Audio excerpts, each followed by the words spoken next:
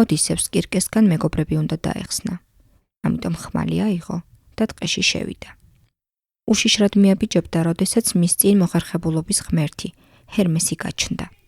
ბიჭმა უთხრა: მაშამ ტყეებში კირკეს სანახავად უშიშრად დააბიჯებ?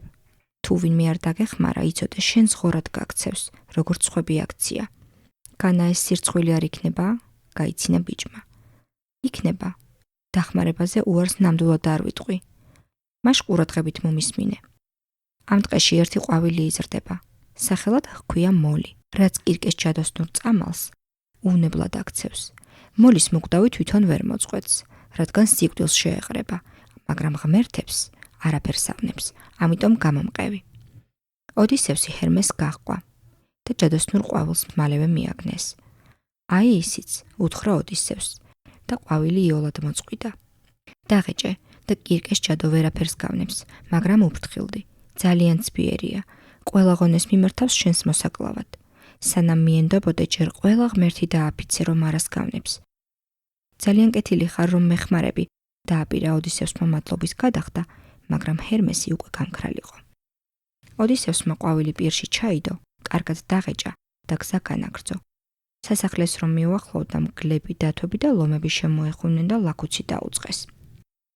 ოდისევსმა გზა განაგრძო და სასახლეს რომ მიუახლოვდა, დაიძახა: არის აქ ვინმე? კირკე მაშინვე კართან გაჩნდა. ოდისევს სახეთ დახედა, გაუღიმა და ტკბილი ხმით შინ შეიპატიჟა. შემდეგ კი სასმელით გაუმასპინძლდა. გმადლობ, უთხრა ოდისევსმა და სასმელის კლუბი მოსვა. კირკე შებრუნდა, ხელში ჯოხი აიღო და დაუყვირა. ახლა კი საღორეში წადი შენიანებთან. მაგრამ უცებ შეჩერდა, რადგან კაცს ხმლის ამოღება უკვე მოესწრო. საღორეში წასვლას სულაც არ ვაპირებ, დამცინავად უთხრა ოდისევსმა. კირკეს თვალები გაუფართოვდა. მიხვდა, რომ მისმა წამალმა არ გაჭრა. უცებ მუხლებზე დაემხო და პატიება ითხოვა. შემიბრალე მამაცო უცხოელო, მე ერთი სუსტი ქალი ვარ, ნება მომეცი ჩემი დანაშაული რამით გამოვისყიდო. შენ სისუსტის არაფერი გემჩნევა. შენი ერთი სიტყვისაც არ მჯერა. სანამ ჩემს მეგობრებს ისევ ადამიანად არ გადააქცევ და ყველა ღმერთს არ დაიფიცებ, რომ არც ერთს ჩვენგანს არაფერს ავნებ, ვერ დაგიჯერებ. კირკე მოიღუშა. მერე თაროდან ქილით მალამო ჩამოიღო და ოდისევს საღორეში წაუძღვა. ქალღმერთმა თითოეულ ყორს ზურგზე წააცხო ცოტაოდენი მალამო და ოდისევსმა თავისი თვალით დაინახა, როგორ დასცვივდათ ყორებს ჯაგარი და მუცლები დაუპატარავდათ. დინგები ისევ ცხვირებად გადაექცათ, ხოლო ჩლიქები ხელფეხად. მალე ყველამ პირვანდელი სახე დაიბრუნა. უცებ ფეხზე წამოცვიდნენ და ერთმანეთს სიხარულით გადაეხვევნენ.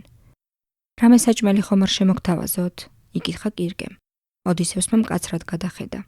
კირკეს გაახსენდა, რომ პირობა ჰქონდა დასადები და ამოიოხრა.